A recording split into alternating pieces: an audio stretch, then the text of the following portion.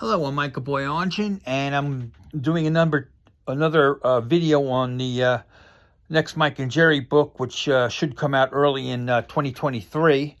It'll be our first book in 2023, and this one is got a different kind of spin to it. The title is The Grandeur of the Millennial Illuminators. And what I mean by is a convoluted title as usual, but what I mean by that is it's the people who made it from one millennial to the next, from the 1990s into the 2000s. And nothing happened. Like I said earlier in the other tape, the clocks didn't stop, the computers didn't shut down. A lot of weird stuff did happen that we never expected would happen, but the world, for the most part, has recovered at the time of this recording and writing of this book. It appears that things are getting back on the rails again, but and that's good news. But again, the thing I want to talk about with this book is, as I said earlier in the other tape, is a Mike and Jerry book, and it's about a lot of different things, but the core holding everything together, including me and Jerry, is our lifelong involvement with the LGBT community, as friends, as band followers, and as activists and political people, all walks of life.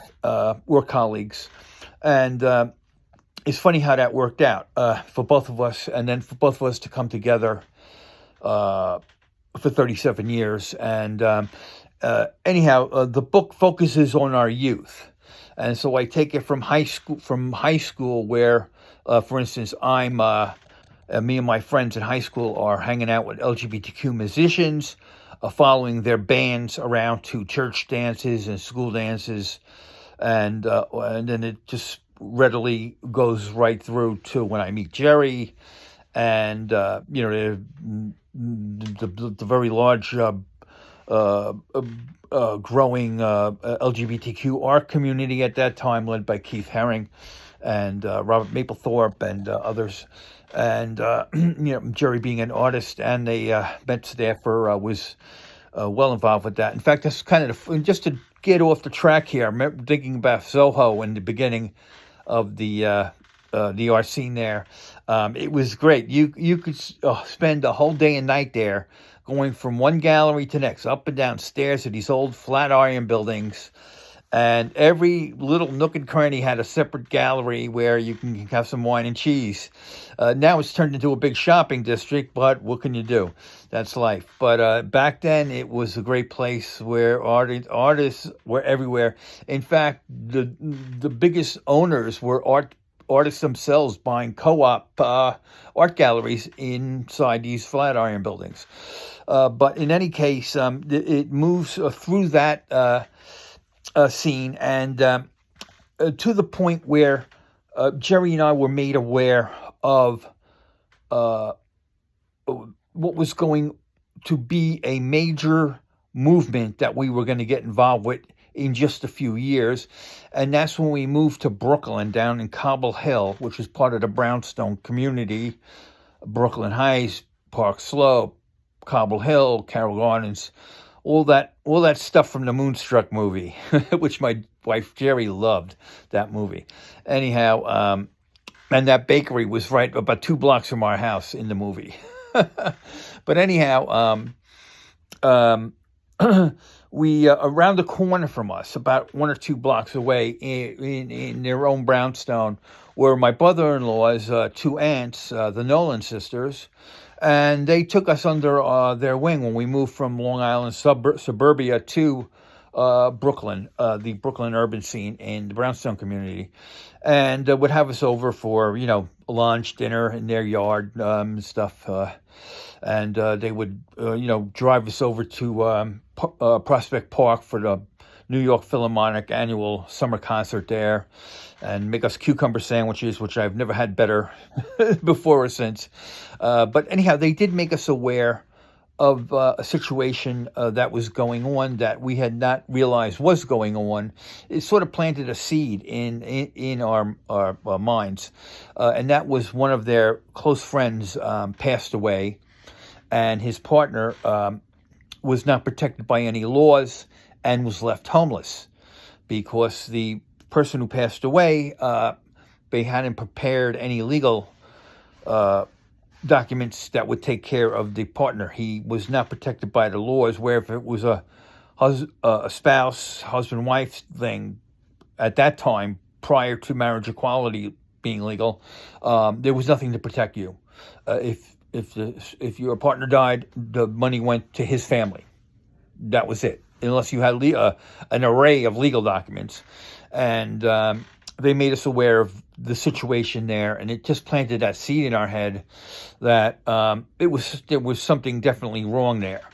One of my Freemason friends, Dave, contacted me at one point and said, I want you to call up this person and help her out. And it turned out to be this leader of the Marriage Equality New York movement, this woman, Kathy. And as it always starts out with people who aren't in tune with marriage equality, me included, the first thing you say is, well, why not civil unions? Everyone says the same thing, as if, it's that simple. No, it's not. No, it's not. You don't have the same rights. You're a second-class citizen. You're not really protected. There's 1,000 laws, you federal, state, and local, that you're denied protection of, and Social Security on through Medicare and everything. I said, oh, okay. So legally, there's something, serious, but rights.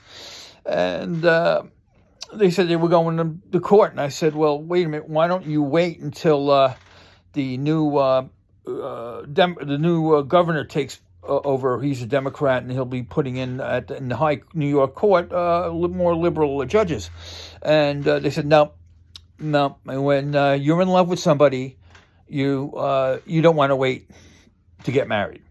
And the light bulb went off in my head, and being a romantic, jumped into the breach with the marriage equality movement as one of their straight allies. And I worked with them for 10 years, and so did Jerry, under the radar. And but most of the pictures you see that we have of marriage equality is Jerry at the bench handing out literature. So we were there, and we did a lot of work for the group. And again, it all started with the seed planted in my head and Jerry's by my brother-in-law's aunts, and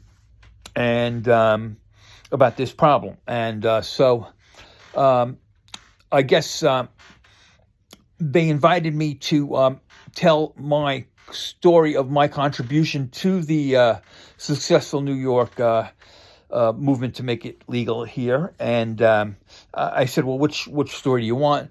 They wanted the Republican one. There was a different Republican Party now, but I think it's coming back to normal now, but we got a long way to go here. But I was a Republican at one time, liberal Republican, Rockefeller Republican, or whatever, old school, not the extremist at all. And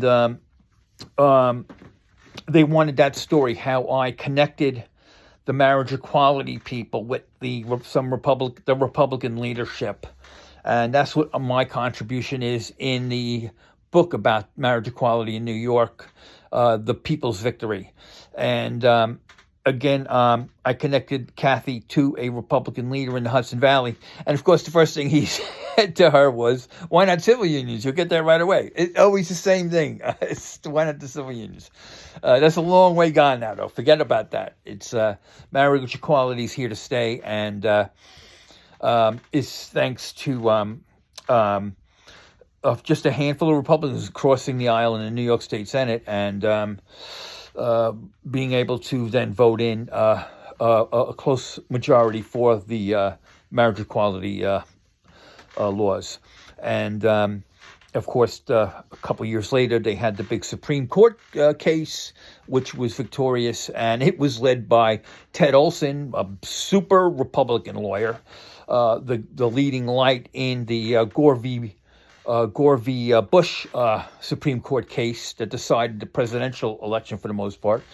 So that's what I mean. We all thought we were on the same page with this, and it looked for a while like we weren't. But now with the passing of this legislation that President Biden is about to sign, and which had a large Republican group crossing over in Congress to support it, it looks like the things are getting back to normal, back on the rails. And I just wanted to tell this video so you could see the kind of like the origins, which go back to my brother-in-law's aunts, the Nolan sisters, both very devout, practicing Catholics at that time. Talk to you later. Bye.